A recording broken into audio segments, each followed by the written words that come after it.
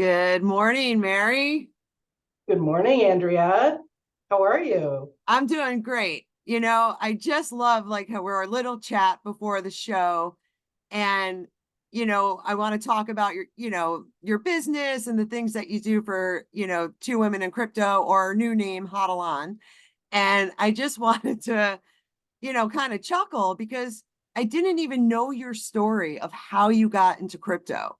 And you've been with us for since the beginning. Since the beginning, yeah, Yeah. yeah. What So an I'm awesome excited to tell journey. it. I am excited to hear it. So just brief, tell us a little bit about yourself and then we'll get into how you got into crypto. Okay, okay. And sorry for the glasses and the glare, but if I take them off, I can't see a thing. So we're going to keep them on, and we'll deal with the glare. One of these days, the Zoom folks will figure out some sort of glare filter. Who knows? Agreed, agreed. So anyway, my story. I own a business called Computer Diva. I fix and repair computers. That's kind of what I call my break fix side of the business. And then I have a managed service provider or MSP side of the business where I have a product called Diva Care. And Diva Care is a little software agent that I put on the computer, and it provides you with your antivirus. We do weekly tune-ups on the computers. We monitor the computers for alerts. We make sure the operating system and some of your third-party software is kept up to date. One of the big keys in keeping your computer safe is keeping everything up to date. And then we provide monthly reports. So my business is probably, I'm going to say 60% Diva Care and 40% break fix. And there's all sorts of different iterations of the product you can buy: antivirus only, Diva Care Pro, Diva Care Lite. I even have an online backup service. So it runs in all different gamuts. I've been at my business for 14 years now. Nice. Prior to that, I was in the corporate world and really, really did not like it. I'm one of those people. I'm an entrepreneur at heart, and I like to be in charge of my own destiny. I don't like answering to anybody. So Agreed. working for the man did not work out for me. Which makes sense of one of the reasons probably why you got into crypto. Right? Well, I'll tell you a little bit about that story. So I've been in crypto for about 3 years now.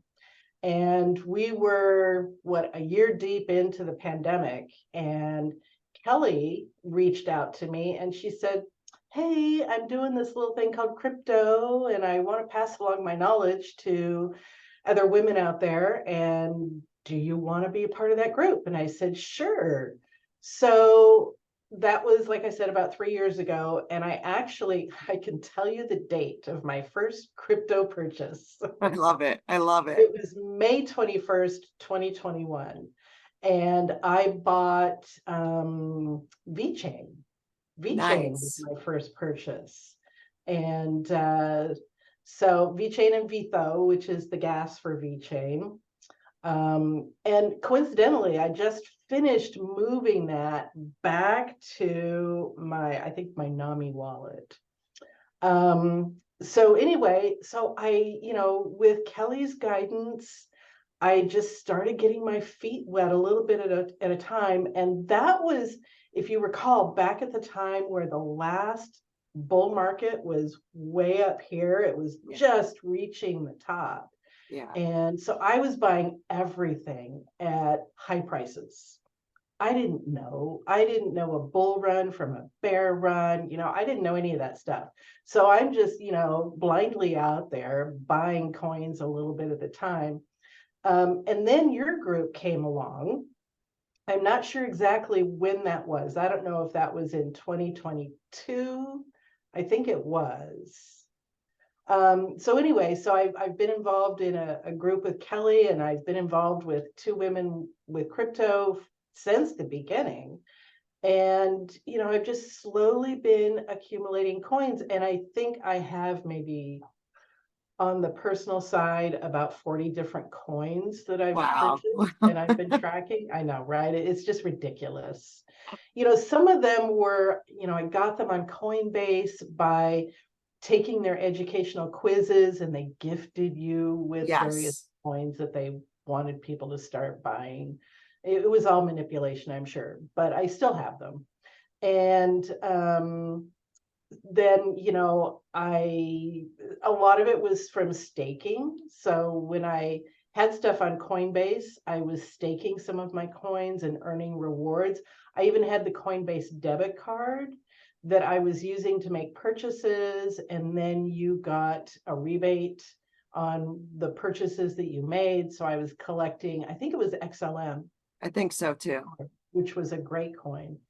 And then probably sometime last year, sometime in 23, I think the summer of 23, I had some extra business cash, and I thought, I think I'm going to start investing that in crypto. And I've been a whole lot more conservative on my crypto investing for the business, because I don't want to incur any large losses in the business. I don't want to incur any large losses personally either, but Right. I'm just a whole lot more conservative with the business because that's what brings in my bread and butter. So I don't want to rock the apple cart there. But I think I've made some wise choices. I didn't start investing in Bitcoin until last summer.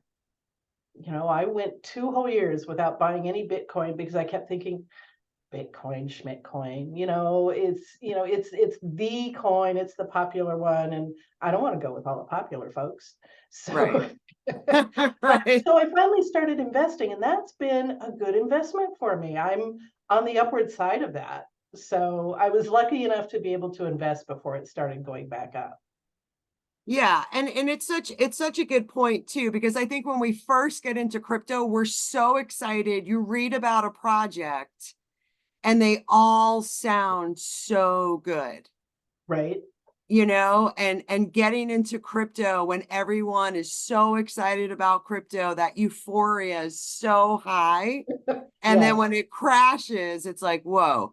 But it's a good learning experience. And then you buy during the bear market Right. and you're lowering your entry cost, right? Yes. So if you got into, let's say, a chain link at $40, well, now, you have the opportunity to start buying it between $5 and $15, for the next couple of Right. years, Yeah. so, and it also gives you time to study each project, see where they're going, and understand, sure, I got into the market at a high point, but I know in the next cycle, I'm going to be in the green. Right. Right. Like, I remember specifically when Bitcoin hit 69,000, and I was like, congratulations. Everybody who bought Bitcoin is in the green. Didn't last very long, but, you know, but we do get there. I love Right. watching the cycles of the market. Yeah, yeah, it's really interesting. So I, bought in at the height of the last bull run, and now we experienced the bear market, and I'm hoping that we're starting to come out of it. I think we are. All the signs are Yeah. are pointing to that. Um, and I remember buying XRP at like a buck 50, Oh, wow. and Cardano at a buck 30. So I paid pretty high prices for that, and they're just a fraction of that now, but that's fine because they're going to go up. The bull Exactly. market is going to drive those prices up. Exactly. Exactly. And you have your Cardano staked, correct? I did, but I unstaked it because it was staked through my Ledger wallet. Okay. Um, this is a Ledger wallet, and the Ledger wallet has had some issues. So I unstaked it. I moved it to my NAMI wallet, and it's just sitting there. Okay. And my VeChain was staked as well, and I unstaked that and moved it. Okay. Great. Great. Right. Because I moved my VeChain from my Sync wallet, right, with Right, the access through the Ledger, which is why I love Ledger so much. It's very sad. right. So I moved that to my SafePal wallet, and it automatically starts giving you VTHO rewards. which is cool. And then I moved my Cardano to my Yuri wallet to stake it Maybe that's where without, I have it. It's either Yuri or Nami, one of the two. okay. And I'm pretty sure you can stake Cardano through Nami. I So think you can. I just haven't taken the time to look at it. And yeah, I just moved it last weekend. So now I'm just kind of settling and breathing and waiting for the next step. yeah, it takes time, right? And It does. there's just so many things. There are, there I are. know. And I think I've learned a lot along the way. When I first started buying crypto, it was through SafePal. So this is my SafePal wallet. I have two of them, and it was a complicated process, Yeah, and one that I just wasn't comfortable with. I back there at the beginning, I was more comfortable with the exchanges. The Coinbase and the crypto.com. I had a Binance account. I eventually got a Voyager account. All of those are centralized exchanges. And it was right. just so easy. You just put money in your account and you purchase. With the SafePal wallet, you had to go through swaps. You had to buy one coin and then swap it for another. I'm a lot more comfortable with that now, and I'm a lot more uncomfortable with the centralized exchanges. Yeah, Who can forget what happened to Voyager? right. Yeah, We had Voyager, Celsius, FTX, BlockFi. There was, right. we had a lot of collapses that brought that bull market to an end. Exactly. And then all of a sudden, the feeling that you get when you move your coins to the blockchain, have access using your SafePal wallet, which stores your private keys, Mhm. that is a different kind of feeling. I'm glad you shared that. It is, and that's the feeling that you have when you're your own bank. Yeah. Your money is stored on your hardware device. Nobody can get access to this unless they come in your house and steal it, and they also get all your login information, private keys, all that stuff. So it's super, super secure and safe. And that Yes. gives me a really good feeling. And the fact that diversification is so important. I mean, I've got my little glint card here that I haven't used yet. Love it. One of these days I might need to break that out and make a purchase on it just to make sure it works. But the glint for gold, and then silver, it's really Yeah. important to not have all your money in one spot. Exactly. All your Not eggs in one basket, folks. Don't have all your eggs in one basket, and that basket includes the United States dollar, right? So Exactly. we need more Exactly. dollars to buy things. I've been listening to the World Economic Forum, and our gross domestic product, we're like 124% like in debt compared to that. It's Yeah. just, and we're the strongest currency still, but let's diversify. No one knows for sure how this is going to play out. But one thing is for sure, through all of my research over the last 5 years, we are moving into a digital economy, and that economy is being leveraged by technology, and it's all the transactions are being done on the blockchain. And Right. that's what we know for sure. So, which is why it's really easy to hold 40 coins. Right. Super simple. And they just creep up without you even knowing it. I mean, you run into these projects and you think, oh, that sounds great. I'm going to put $100 into that one. And before you know it, now you've got 40 different projects that you've put money in. Um, but it's fun. It's fun. It is fun. It is fun. I know. And and things are changing so fast. I mean, just from the last bull cycle, and I believe, we are entering the next bull phase, like the next bull cycle, and how things have changed, right? How artificial intelligence is just like growing rapidly, being integrated into the blockchain, all of these new projects, decentralization of like our cloud with like Flux and Akash, like all these awesome, awesome projects. Right. And, like I said, before you know it, 40 coins, easy. Exactly. Exactly. Exactly. Hey, I wanted to ask you to maybe talk a little bit about, you know, the the recent past 2 weeks where the exchange traded funds were finally approved and released and they went up for sale and then Bitcoin took a nosedive. Right. I've read up a little bit about why. I was wondering if you had an opinion on what happened. Yeah. So, I mean, so when I think about BlackRock and, 11 other major asset management funds, they all applied for their spot Bitcoin ETF. During the course of the year, we saw Bitcoin rise about 170% Right, before the dip. So I believe that they were seeding, they were pre-funding these right, accounts, which we saw that steady rise of price. I definitely think that was part of it. Now, the drop in price, I believe it's because when Grayscale, which is at the time, they're the largest Bitcoin trust, they went through a conversion, mhm, right, to get that to convert it to a spot Bitcoin ETF. right, We know Sam Bankman Fried stole, I think it was about $9 billion, some astronomical amount of money. They had Bitcoin Trust. They sold $1 billion like that, right, right? Because now that they can pull it out, they have to pay off their creditors. So we saw a lot of selling. I right, also think there's a lot of people that when they look at the Grayscale fee, that was 1.5%. Well, why wouldn't I move it over to an Invesco or Fidelity, ARC, all the exactly. others? The fees are so much lower. And again, the people that are now coming into Bitcoin, they're going to hold long term, right? Mhm, So they're selling to get a better price on the fee.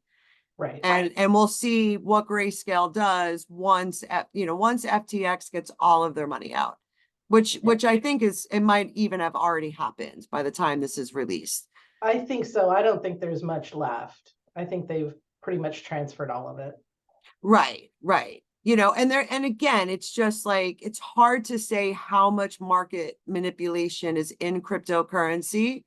I always think about, okay, we have about $800 billion in Bitcoin. Mhm. BlackRock is worth 10 trillion. I mean, how Oh easy my can you, God. right? So how easy can you manipulate the price of Bitcoin? Any company, JP Morgan, anyone can do it. So again, it's hard to say, but when I look at long-term adoption and where we're going, I zoom out and I'm like, we got the Bitcoin halving coming in April. Right. We have pension funds, 401ks now. Central banks by 2025 can hold, I think it's up to 5% Mhm. um, Bitcoin on their treasury. We're going to have major corporations, not just MicroStrategy, but everyone's going to add Bitcoin to their treasury. Even you, as a Exactly. small business, conservative investment, I bet you put some money in Bitcoin, right? I did. Because that Absolutely. that makes sense, right? Exactly. Well, Exactly. and when you consider that there's a limited supply of Bitcoin Right. and there's more and more interest and people in investing, that can only do one thing and drive the price up. Well, absolutely. Absolutely. So we have 21 million Bitcoin. We can't print more Bitcoin. We'd have to actually vote and get the miners and the develop. Everyone has to agree, and they're not going to change. They made Right. it very clear they're not going to change the path of Bitcoin. There'll be really cool new projects and expansion of like the ecosystem. We'll see it grow, but I Right. do see Bitcoin becoming more and more decentralized, even if BlackRock owns most of the biggest miners in the United States. There's Right. miners in Russia, there's miners in China, there's miners everywhere. Yeah. Yeah. It's exciting times. I can't tell you how excited I am to be kind of going into the very beginning of the bull market. I'm really looking forward to seeing where we are a year from now. I think I the landscape will totally change in the next year. it's going to be so different.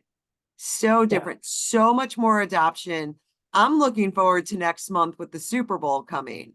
because how many commercials are we going to see? You know, Well, it's like 3 years ago, the Super Bowl commercials were all crypto related. And all the next crypto year, related. because we were well into the bear market, everybody had pulled out of crypto related commercials for the Super Bowl. It was fascinating to watch.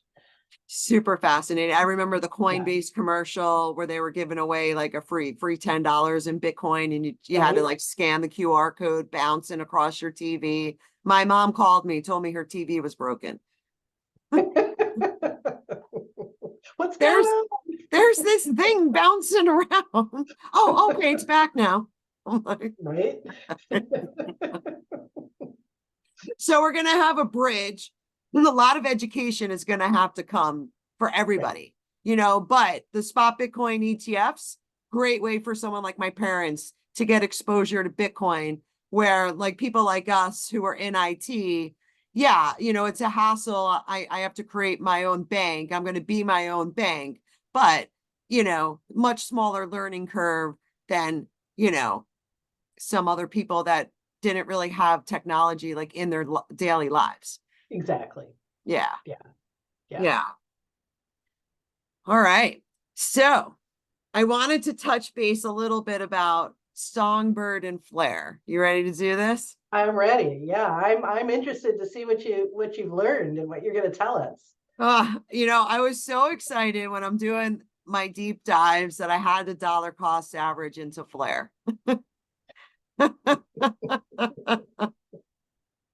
So back in 2020, I believe it was 2020, I had moved my XRP tokens to Coinbase to participate in an airdrop, right? And a lot of times, like I'll talk about airdrops. There's a lot of scams out there. I want people to be super careful if they're doing this. Like my background, your background, really easy for us to research, know the teams, know what they're doing, and be like, this is a real project, not just some pump and dump scheme where we're left holding the tokens at the end of the day, Right. right? So I was looking at the Flare network as being like an alternative oracle to Chainlink for real-time data. So I wanted to participate in this airdrop. So I had moved my XRP tokens from Ledger to Coinbase. They took the snapshot. I wound up getting free Flare tokens. Okay. So from that, I can't, again, we're at this point. I'm not going to leave my Flare tokens on a centralized exchange. Let me create a Bifrost wallet, which is just an app on your phone. You download the app, you create a new wallet, write down your seed phrase twice, store them in good locations, right? For security Right. purposes.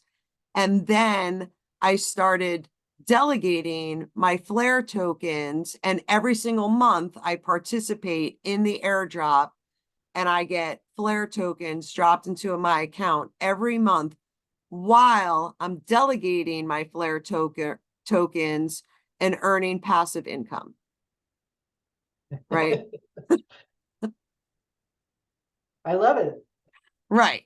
So when I think about Flare, and again, I think about there's so many different projects going on right now. There's over 20,000 different cryptocurrencies.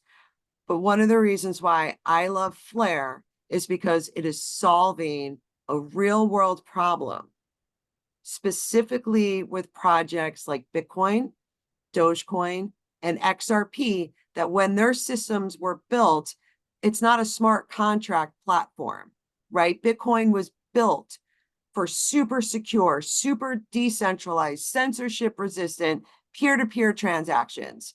XRP was to solve the high prices for cross border payments initially, right? Mhm. And Doge was a meme coin that's now being built into something, maybe something cool. We don't know, but it's Right. not a smart contract platform like Ethereum. really interesting. I'm listening to an interview with Hugo Fillion. He's the CEO of Flare. And he made a statement that really stayed with me the other day. 70% of all blockchain projects do not have smart contract capabilities. 70%? Welcome to Wow. Flare. Flare solves this problem, y'all. I mean, they literally solve this problem. So back in May, not big news that made like mainstream, but back in May, there was an announcement. Google added a validator and has the ability to validate, the data that's coming through the Flare network. Big deal, right? And there's 100 more enterprise level companies that are coming to the Flare network. So we have Google. We're going to see who else joins the network. But the fact that Google chose Flare to hold a node and to validate transactions is a really big deal. That's huge. They have Huge. right. They have access to all the data, Right. right? Nice. So when Flare built their network, they took a really long time. It was like 5 years. I mean, we're still in like that beta test net. It's not even on the test net. We're like in the beta test net, right? Which we're going to get into, which I'm so super excited about. But when Flare, like when they're coding this platform, they were building into the layer the ability to verify, to make sure that the real-time data that's being used is verified that it's real. Okay, this is a really big deal. I'm seeing so many deep fakes. I'm seeing Brad Garlinghouse tell me, hey, send me your XRP and I'm going to send you XRP. Michael Saylor, Elon Musk. It's getting out of control. Yeah. It's getting like, even when I'm listening and people are talking about scams, right? All the different podcasters, and then a commercial comes on and it's a scam. Right. So we have to be super careful out there. And Flare is going to use this data with economic incentives that, hey, we're going to validate this data. This data is real. That's something Chainlink can't do. Chainlink is great. It's the largest Oracle. It is going to be super successful. It already is. They are connecting Web 2 to Web 3, the SWIFT system, the DTCC, which is the Depository Trust Corporation for settlements of all trades. Over $2 quadrillion worth of money flows through the DTCC. It's the clearinghouse, right? Yeah. Chainlink, right? Is connecting, bridging that to Web3. Big deal. But there's room for so many more projects. And I believe that Flare is one of them. And the fact that when I look at Flare's team, we have quantum scientists, machine learning scientists. The Right. focus is all going to be on artificial intelligence, right? All around data.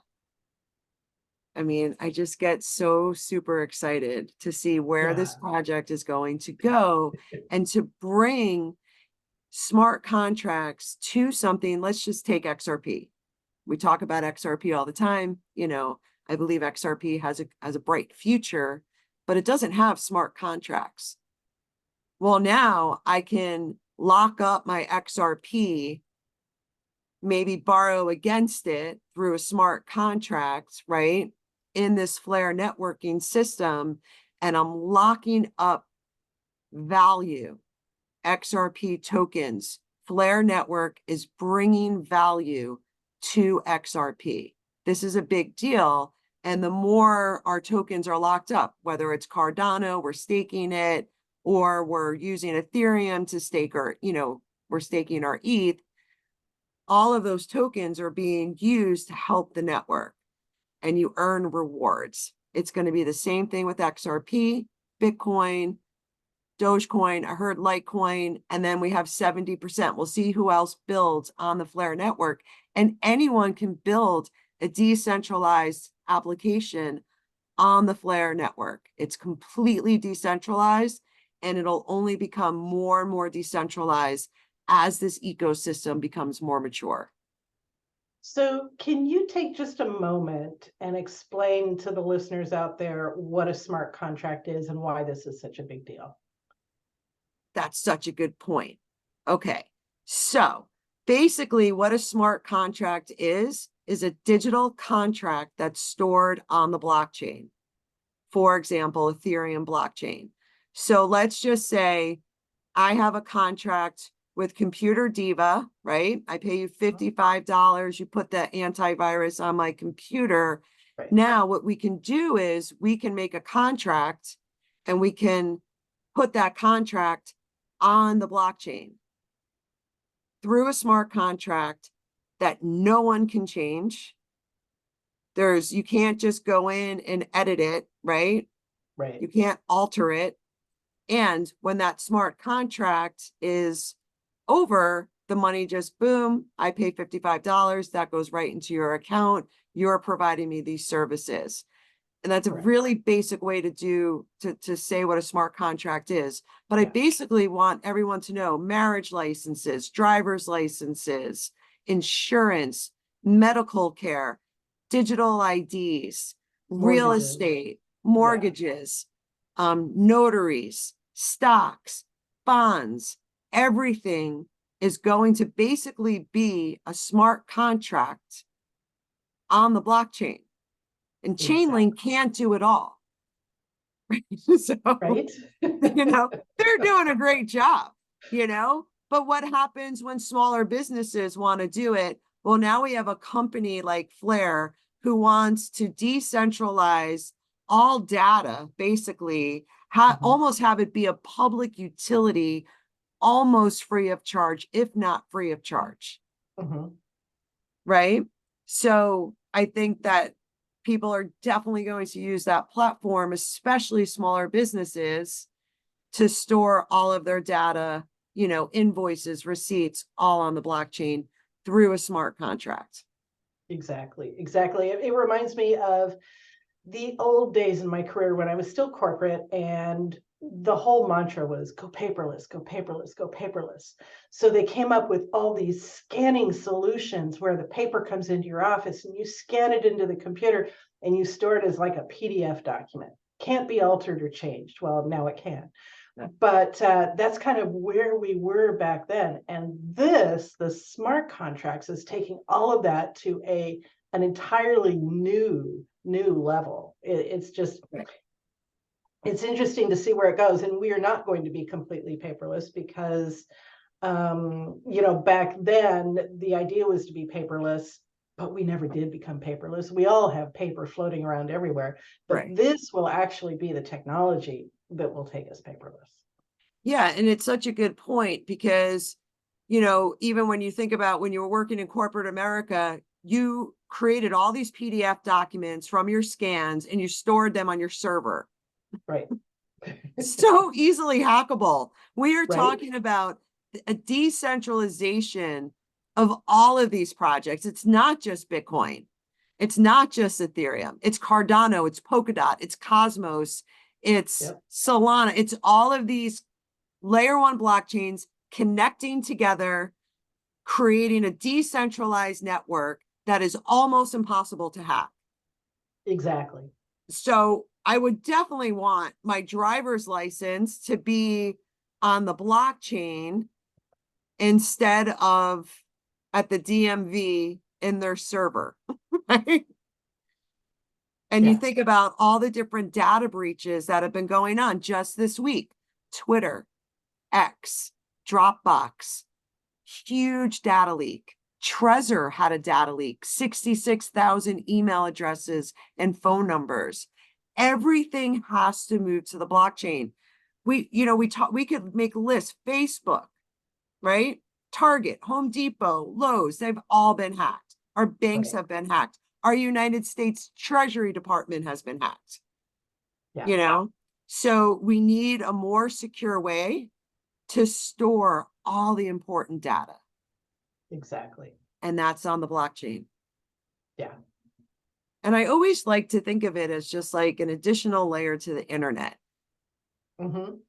You know what I mean? Yeah, sitting on top of the internet, you now have this smart layer, this very Exactly. secure smart layer.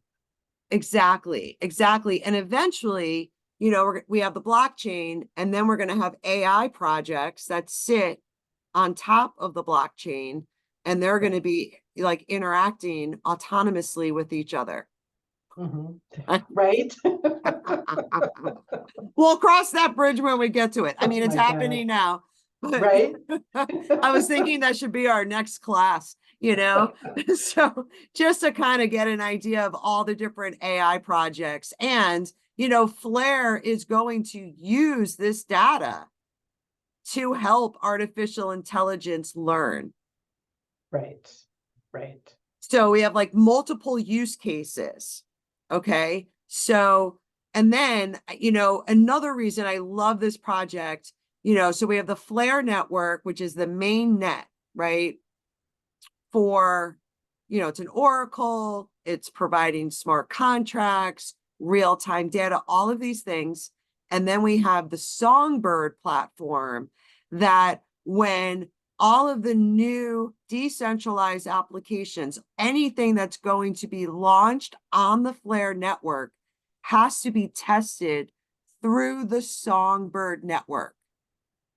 Okay. So when coal miners would go, you know, into, you know, the mountain, they would bring a canary with them. Right. Poor And that, canaries. right, poor canaries. But the Songbird is the canary network Gotcha. for, right. So if there's bugs, if there's, you know, the updates aren't working correctly, all of that is taken and fixed in the Songbird network before it launches onto Flare. Brilliant.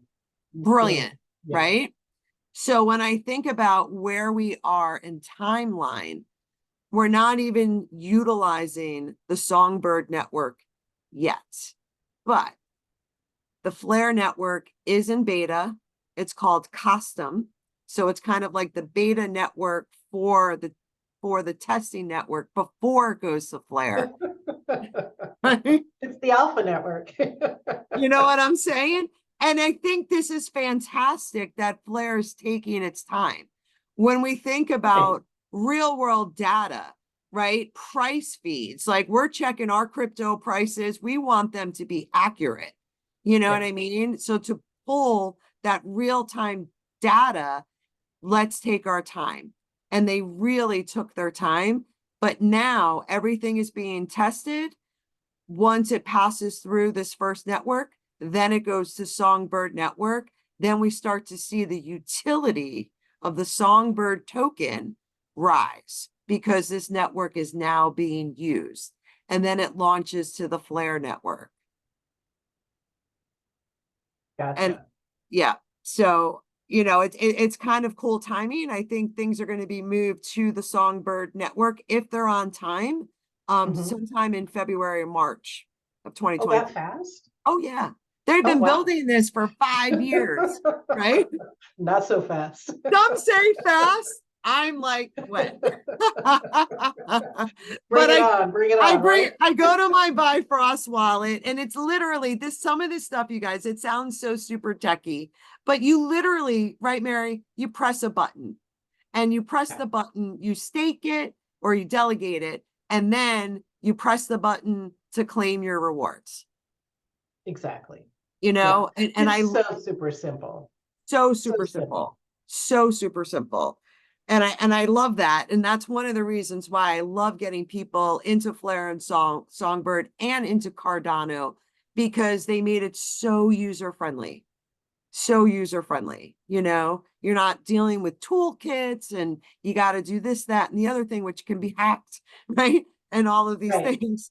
So much safer, right? The Yeah. way to earn yield, at least for me being in my 50s, is to stake my tokens, Hmm. right? I delegate them, Yeah. I stake them. There's lower risk than doing crazy yield farming, liquidity pool providers, things like that. Exactly. Right. Exactly. And where can you buy Flare? So you can buy Flare, I believe, on Coinbase or Uphold, correct? I think I bought mine on Uphold. if I'm not mistaken. I bought it on Uphold, and I think it was sometime in the past 2 weeks, I moved it to the other wallet and the Bifrost wallet. Yeah, I think it went from Uphold to my Bifrost wallet. Right. I was disappointed because I really wanted to stake, but you have to have a minimal number of tokens in order to do that. So I wrapped it instead, and we'll see what comes of it. And can you actually buy more Flare on the Bifrost wallet, or do you have to buy it elsewhere and transfer it in? I haven't checked. I would just buy it on a centralized exchange. Just the reason why is because like at the end of the year when we pay taxes, it's so much easier to track.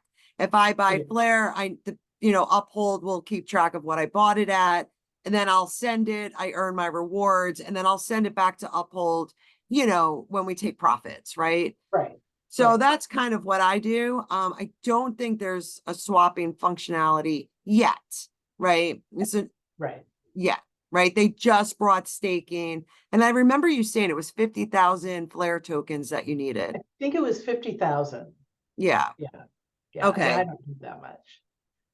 So, Yeah. And I mean, and you can delegate your tokens if you have one. So, there's, you don't have to invest like 5, 10 grand to participate in something like this. I think the Flare token is trading at about 2 cents. Songbird's not even a penny, you yeah, know? 2 cents. Yeah. Exactly. The other thing I wanted to kind of talk about so since Flare is an Oracle, they're going through like an upgrade right now. And I wrote this down because, just to kind of try to wrap our heads around the growth. And can you stop for a minute and just define Oracle? Right. So with an Oracle, that's kind of how we can bridge Web 2 Mhm. to Web 3. And that Oracle is just like a technical term that has programmability to pull real-time data.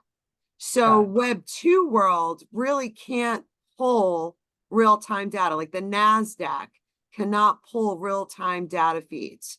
But Mhm. now as it connects with Chainlink, for example, right, which connects to the blockchain, that helps get the real-time data. Gotcha. Okay. Does that make sense? Yes, it does. It does. Okay, cool. So currently, like on the Flare network, we always see like tokens being paired with other tokens and things like that.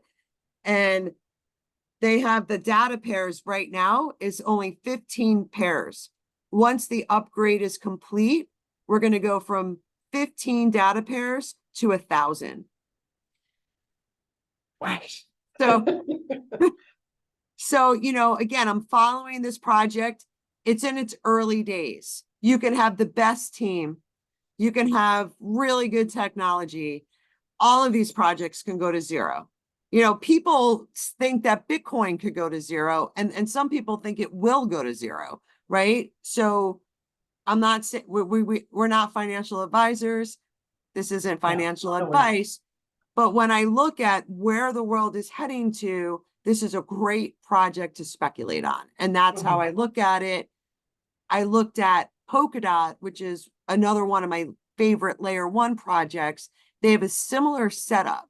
So when decentralized applications go live on Polkadot, they're tested on the Kusama network. Right.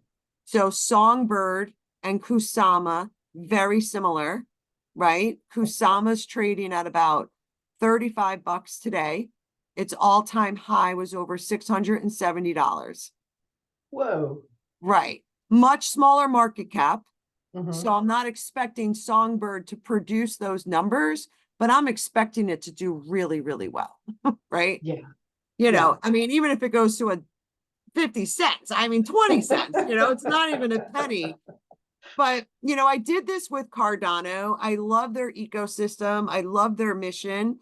It was like a white paper. They didn't have smart contracts. They didn't have anything, so But, I like the idea that I could invest a little bit of money.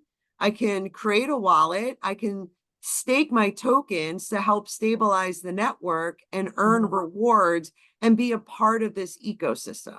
Right.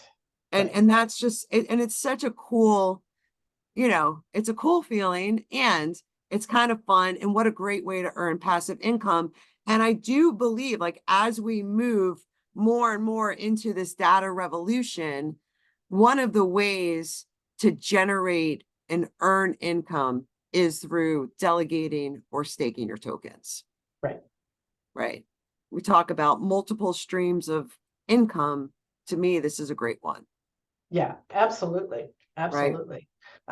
Because when the market it's low, you can stake and you can be earning consistent streams of coins, which when the bull market comes around, now the stuff that you got for free is worth some really good cash. Right. So yeah, Right. great And way to earn income. it's such a great way to earn income. All Yeah. right, let's see what else. What else do I have here? Dun dun dun dun. Songbird has a $10 billion market cap. Kusama has 302 million. Okay. So I'm not expecting Songbird to pull off these numbers. I did write that down just to make a mention of it. Because Right. again, it's like, even when, if you look at Bitcoin's got 21 million coins, you don't have to like, when companies come in and buy Bitcoin, the price shoots up because there's not even 21 million coins, right? So something with Songbird that has like over 9 billion, right? We'll see it go up, but it's not going to pull Right. up those numbers. I think it hit about 70 cents in the last bull run, Okay. though. That's Yeah. not bad. That's not Because bad. A 2 cent investment and to, take 70 cents. That's awesome. right, You right. know? And these are the questions that we have to ask ourselves during a bear market. Who is still building, right? How much development is being done? What does the team look like? Who's adopting it? So the Mhm. Google announcement is such a good confirmation that, hey, Flare is going somewhere, Right. and then if everything needs to be tested before it goes on to this main net, Songbird is a really good option to look at. Mhm. Yeah, Oh, exactly. I love it. I love it. I'm gonna have to pick up some Songbird. Oh my God, for sure. And then it's the same thing. You buy Songbird on Uphold, you transfer it to your Bifrost wallet, you click the button to wrap them, Mhm. and then you delegate, and then you're earning rewards as well. It's a no-brainer. Right? It's a no-brainer. It's a no-brainer. It's better than earning interest in a savings account. Right, So which, much better. is so much better. And we know, they're going to do market cuts this year. So Mhm. they're going to, if you're making 4 or 5% now, that's going down. When they cut Mhm. interest rates, the interest that you earn on your savings account is going to go down. Exactly. Exactly. Exactly. Exactly. So, all right. Well, we got this. Let's see. I'm trying to think if I missed anything. I think I covered almost everything. Yeah, I think I got it. You have any? Cool. Cool. Well, this has been fun. It's been So much fascinating. It's fun. been interesting. I've really enjoyed doing this with you, and I think we should do it again. We are definitely going to do this again. I There are mean, so many different things we could talk about. so many different things. And I Yeah. appreciate you. I appreciate your business keeping us up and running. You guys, please reach out to Mary Berger, Computer Diva. She is absolutely awesome. She has saved my butt and so many other people so many times in a jam. I appreciate you so much. It's my pleasure. I appreciate you as well. Thank you so much for being who you are. Same here. Thank you so much. And we like to wrap up the show. You've been with us. You know how we do it. So until next time, Mary, Huddle on. huddle on, y'all. Bye bye. Bye.